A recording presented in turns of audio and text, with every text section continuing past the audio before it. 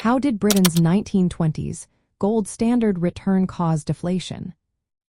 Imagine a country trying to keep its money worth the same as it was before a war that changed everything. That's what Britain did in the 1920s when it returned to the gold standard.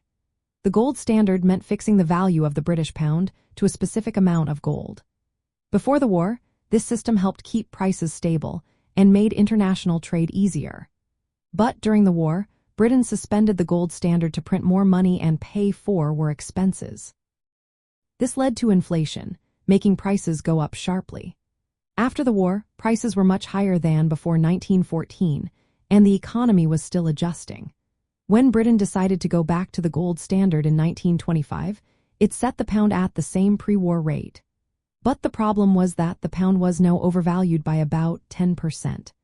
This overvaluation made British exports more expensive for other countries and imports cheaper for Britain. As a result, Britain's trade balance worsened. To keep the pound at this high value, the Bank of England had to raise interest rates a lot. High interest rates made borrowing more expensive and slowed down spending and investment. This created a lot of pressure on prices to fall. Because Britain was trying to keep the pound fixed to gold, it had to restrict the money supply and keep interest rates high. This limited the amount of money in circulation, which meant less spending and lower prices.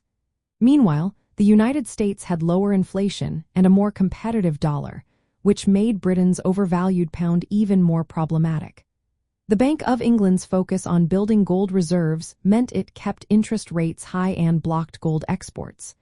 This kept money tight and prices falling. Between 1920 and 1922, prices in Britain had already dropped about 50% as wartime inflation reversed. But returning to the gold standard at the old rate made deflation worse and longer lasting. This deflation caused many factories to shut down and workers to lose jobs. Wages stayed rigid while prices kept falling, making it hard for businesses to survive. The government and the Bank of England believed that sticking to the gold standard was necessary to restore confidence, but it came at a big cost. Economists like John Maynard Keynes argued that Britain should have devalued the pound to match post-war economic realities instead of sticking to the old gold parity.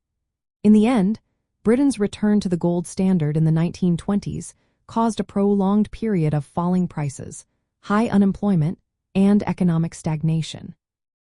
It shows how rigid rules like the gold standard can sometimes limit a country's ability to respond to changing economic conditions, leading to tough times for many people.